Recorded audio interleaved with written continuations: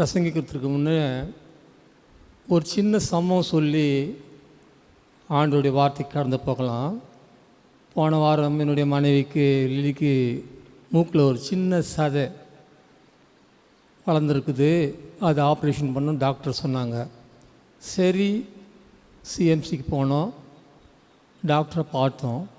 அவங்களும் சரி ஒரு அளவுக்கு சொன்னாங்க, இதை ஆப்ரேஷன் பண்ணி தான் ஆகணும், இல்லைன்னா மூச்சு கஷ்டம் ஏற்படும், பிறகு உயிருக்கும் ஆபத்து ஏற்படலாம் அப்படின்னு சொன்னால், சரி அதனால் என்ன பண்ணோம், சரின்னு ஆண்டு இருக்கிற விலை இதை ஒத்துக்கணும். சரி ஒரு 40,000-50,000 ஆகும்னு சொன்னாங்க, அதுக்கும் ஒத்துக்கணும். சரி நேற்று அப்பாயின்மெண்ட்டு போயிட்டு அனஸ்தீசியா டாக்டருக்கு மயக்க மருந்து கொடுக்குற டாக்டர்கிட்ட போய் பார்க்கணும். அவர்கிட்ட போய் பார்க்கலான்னு போனால் ஒரு அதிர்ச்சியான சம்பவத்தை கொடுத்தாங்க. இப்போ 2 மூக்குலேயும் சதை வளர்ந்துருக்குது. 2 மூக்குலேயும் ஆப்ரேஷன் பண்ணால் தான் அது குணப்படுத்த முடியும். இல்லை டாக்டர், நீங்கள் ஒரு 40,000-50,000 சொன்னீங்க, அது வரைக்கும் தான் நாங்கள் ரெடி பண்ணி வந்திருக்கிறோம், மேற்கொண்டு எங்களால் இதெல்லாம் செய்கிறதுக்கு இல்லை, ஒன்றும் பண்ண முடியாதுங்க, 1,00,000 கிட்டத்தட்ட ஆகும் அப்படின்னாங்க. இப்போ எங்கள் சரி ஜெபிக்கலாம், இது உயிர் சம்மந்தப்பட்ட விஷயமா இருக்கிறதுனால இது அனாவசியமாக நம்ம விட்டுறக்கூடாது சரின்ட்டு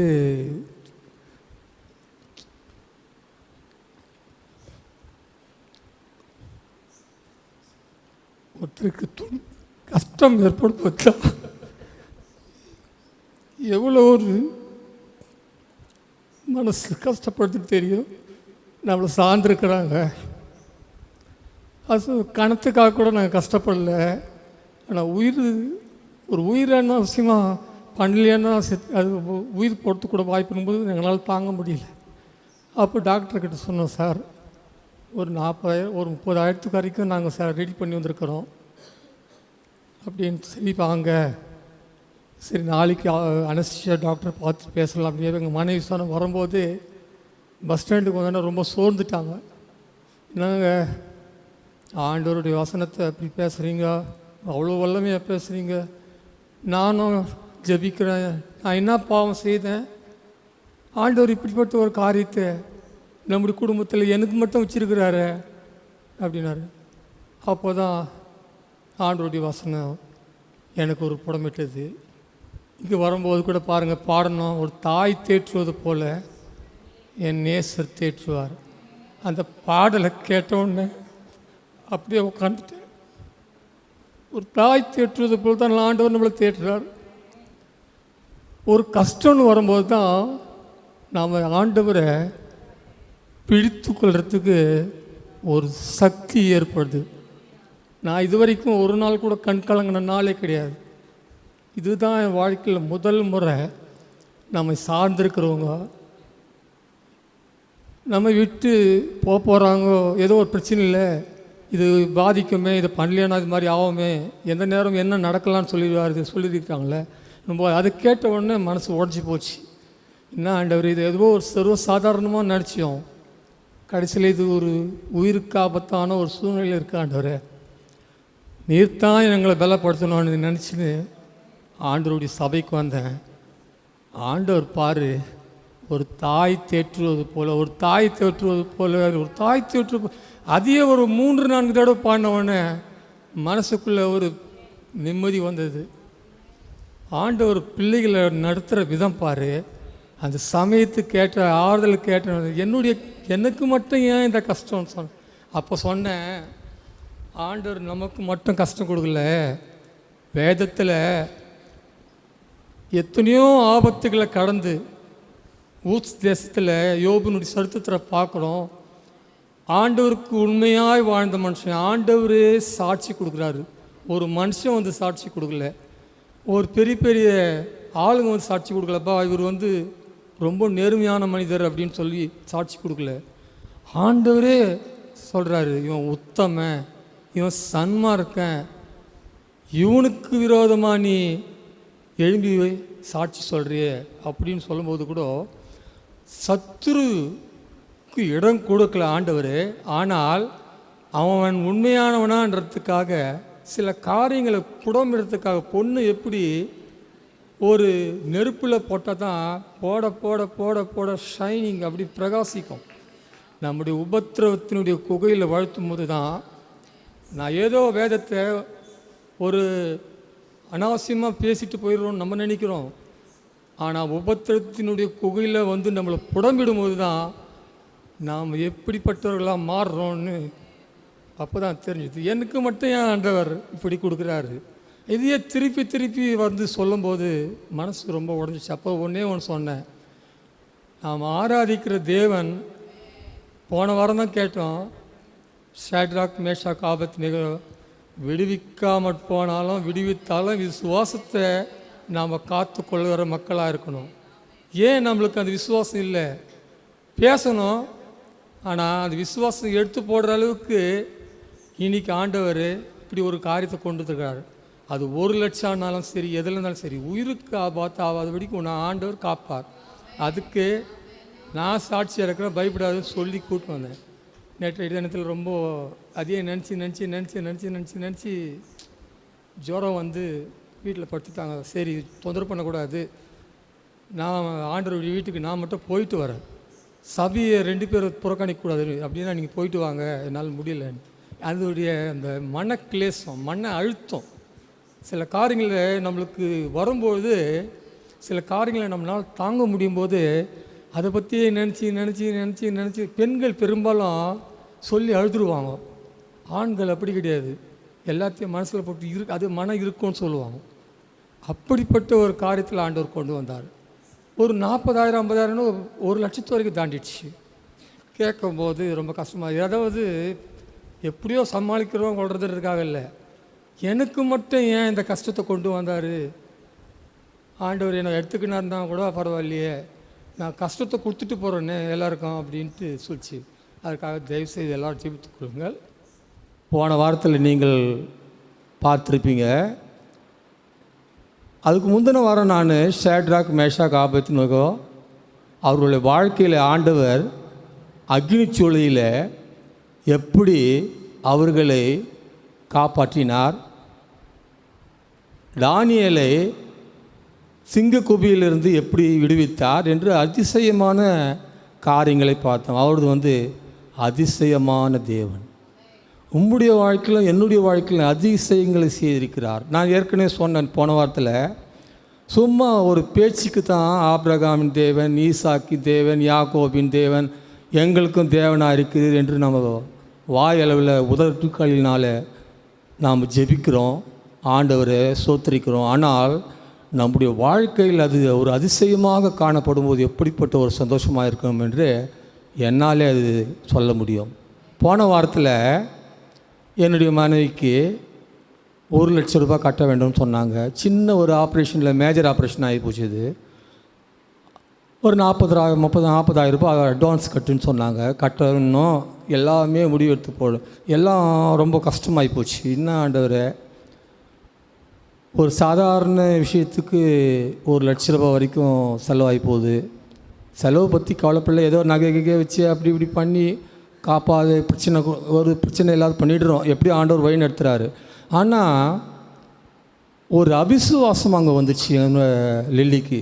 நான் இவ்வளோ காரியத்தை செய்கிற ஆண்டவரை ஜெபிக்கிறேன், தவறாமல் காலையில் 5 மணிக்கான எழுந்து ஜெபிக்கிறேன், காலையில் வேதத்தை படிக்கிறேன், உம்மை ஆராதித்து விட்டு தான் நான் என்னுடைய காரியங்களை செய்கிறேன். ஆனால் என்னுடைய வாழ்க்கையில் மட்டும் ஆண்டவர் ஒரு நன்மை செய்யவில்லையே, எனக்கு தொடர்ந்து பிரச்சனைகள் மேலே வியாதிகள் மேல் கஷ்டமாக, என்ன கஷ்டங்கள் வருதுன்னு சொல்ல முடியலையே, நினச்சி பார்க்காத அளவுக்கு கஷ்டமாக இருக்குது இன்னும் ஒரு புலம்பல். அந்த நேரத்தில் என்ன சொல்லணும்னு நினச்சேன், என்னமே சொல்ல வரல. சரி, 1 லட்ச ரூபாய் சொல்லிட்டாங்க, எப்படி என்ன இதெல்லாம் கொஞ்சம் யோசிக்கவே இல்லை. நான் அதை பற்றி கவலையே படலை. போன வாரம் வந்தேன், உங்கள் மத்தியில் எல்லாருக்காக ஜெபிக்கணும்னு கேள்வி கேட்டேன். இன்றைக்கி சாட்சியை ஆண்டவர் எப்படி எங்களுடைய மத்தியில் சாட்சி கொடுத்தார், இந்த வசனத்துக்குள்ளே சாட்சி என்னான்றதை நாம் எடுத்த இந்த அதிகாரத்துக்குள்ளே இருக்குது. நான் என்ன செய்யணும் ஆண்டவரேன்னு கேள்வி ரொம்ப கவலைப்பட்டிருந்த நேரத்தில் சரி ஒரு வசனத்தை கொடுத்தேன், ஜெபித்தோம். கோகாத்தின் புத்திரர், அதாவது கோராகின் புத்திரர் எப்படி பூகம்பத்தினால அவங்களுடைய கீழ்ப்படியாமினால் 254 பேர் அப்படியே பூமியிலேயே அவர் மோசேக்கு எதிர்த்து நிற்கும்போது விழுங்கப்பட்டாங்க. நாங்கள் கூட ஆண்டவரே எந்த சூழ்நிலையில் நாங்கள் விழுங்கப்பட்டிருக்கிறோம், பணம் ஆண்டவர் எங்களிடத்தில் அதிகமாக இல்லை, அதுவும் 1 லட்சம் சொன்னால் பெட் சார்ஜு அது இதுன்னு சொன்னால் சொல்ல வேண்டிய அவசியமே இல்லை. அதனால் நீர் தான் ஆண்டவர் எங்களுக்கு அதிசயம் புரியணும்னு சொல்லிவிட்டு கொஞ்ச நேரம் சபையில் உட்காந்துட்டு போனேன். ரொம்ப கவலையாக இருந்தோம். போன வாரம் என் மனைவி கூட சர்ச்சுக்கு வரல, கொஞ்சம் சலிப்பு ஏற்பட்டு போச்சு. இந்த பணத்தை பற்றி சொன்ன உடனே கவலை ஏற்பட்டு போச்சு. என்ன செய்கிறது ஆண்டவரேன்னு மிகவும் அழுது அழுது அழுது அழுது சோர்ந்து போயிட்டோம். எனக்கு பார்க்கறதுக்கு ரொம்ப கஷ்டமாக இருந்துச்சு. அப்போ தான் ஆண்டவர்கிட்ட நான் கேட்டேன், ஆண்டவரே எலியாவின் தேவன் என் தேவன் பாடுறோம், ஆபிரகாமின் தேவன் யாக்கோபின் ஈசாக்கின் ஆபிரகாம் ஈசாக்கின் தேவனேன்னு பாடுறோம். ஆண்டவரே எலியா கூப்பிட்ட போது அக்கினி இறங்கி வந்தது. ஆண்டவரே நாங்கள் கூப்பிடும்போது கூட ஆண்டவர் எங்களுக்கு ஒரு அதிசயத்தை நீ செய்யணும். அடுத்த வாரத்தில் நாங்கள் முந்தினேற்று பணத்தை கட்ட வேண்டியதாக இருந்துச்சு. திங்கக்கிழமை பணத்தை கட்டணும்னு சொன்னாங்க.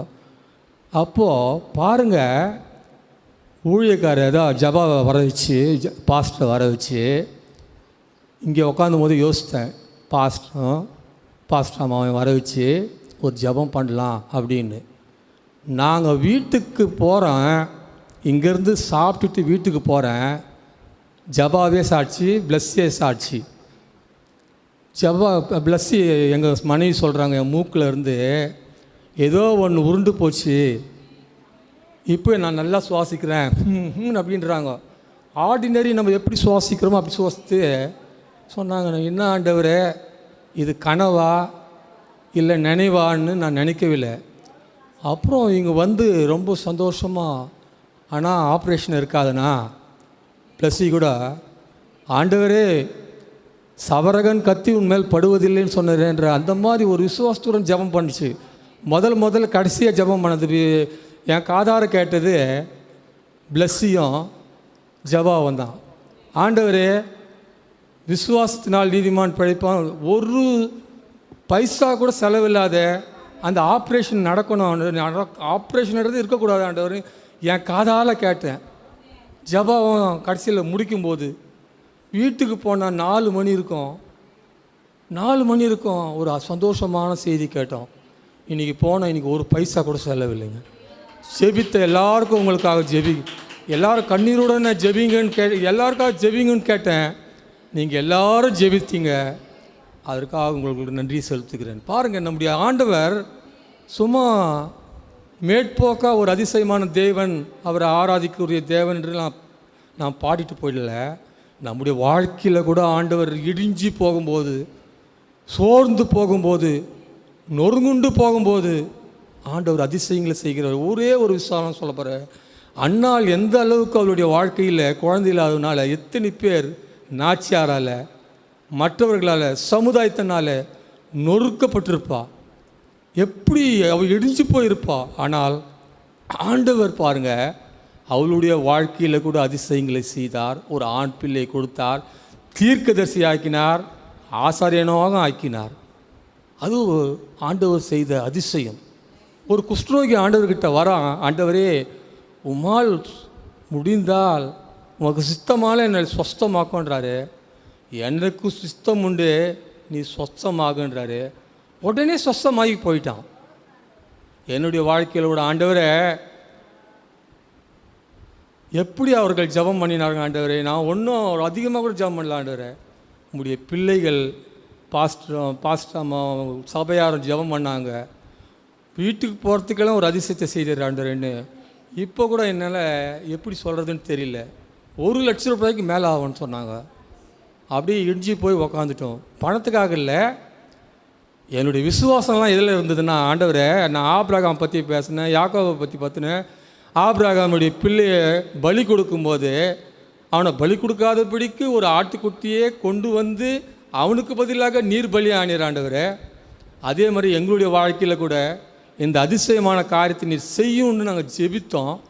அதே மாதிரி உங்களுடைய பிள்ளைகளும் ஜெபித்தாங்க. ஆண்டவர் ஒரு அதிசயத்தை கட்டளையிட்டு ஆண்டவர், அதற்காக நாங்கள் ரொம்ப ரொம்ப ரொம்ப சாட்சியாக இருக்கிறோம் ஆண்டவர். இந்த காரியங்களை நாங்கள் நினைக்கும்போது நாம் சிறு மந்தியாக இருந்தால் கூட பயப்படாத சிறு மந்தியை ராஜ்யம் கொடுக்க உன் பிதா பிரியமாயிருக்கிறாருன்னு நம்ம இப்போ வேதத்தில் படிக்கிறோம். இன்று கிடையாது, ஒவ்வொரு வார்த்தைகளும் ஆண்டவர் எவ்வளோ பெரிய காரியங்களை செய்கிறார் என்று யோசித்து பார்க்கும்போது ரொம்ப ஆச்சரியமாக இருக்குது. உண்மையிலே இது ஒரு பெரிய ஆச்சரியம் தான், எனக்கு ஆச்சரியம்தான். இவ்வளோ சீக்கிரம் அந்த காரியங்கள் போன வாரம் அழுது தான் கொஞ்சம் மெசேஜ் கொடுத்தேன். ஆனால் இந்த வாரம் எந்த அளவுக்கு நான் அழுதவனோ புலம்பினோ நாங்கள் புலம்பணுமோ அந்த அளவுக்கு ஆண்டவர் சந்தோஷத்தை கொடுத்துரு. ஆமேன். ஜெபித்தவங்கள் அனைவருக்கும் ஆண்டவர் ஆசீர்வதிப்பாராக. நீங்களும் கூட இங்கே ஏறெடுக்கிற ஜெபங்கள் ஆண்டவர் 7ஆம் வசனம் படிமா. நீ நெருக்கத்திலே நீ கூப்பிட்டாய், நான் உன்னை தப்புவித்தேன். உன் இடிமுழக்கம் உண்டாகும் மறைவிடத்திலிருந்து உனக்கு உத்தரவு வரலையேன் அறிந்தேன். பாருங்க, நெருக்கத்திலே நீ கூப்பிட்டாய். ரொம்ப நெருக்கமான சூழ்நிலையில் உண்மையாகவே ஆண்டவரை விசுவாசித்த ஒரு ஆண்டவரை இடத்துல ஒரு அதிசயம் பார்க்கணும். எப்படி அந்த ஒரு ஆண்டவர் மேலே ஒரு திடீர் விசுவாசம் நம்பிக்கை வந்துச்சுன்னா, போன வாரத்துக்கு முதல் வாரம் ஆபிரகாம் அதாவது சாத்ராக் மேஷாக் ஆபேத்நேகோ எந்த அளவுக்கு விசுவாசம் இருந்தால் இந்த அக்னி சூழலில் நீங்கள் போட்டால் கூட நாங்கள் பயப்பட மாட்டோம் அப்படின்னு சொல்கிறாங்கல்ல, அது எப்படிப்பட்ட விசுவாசம்?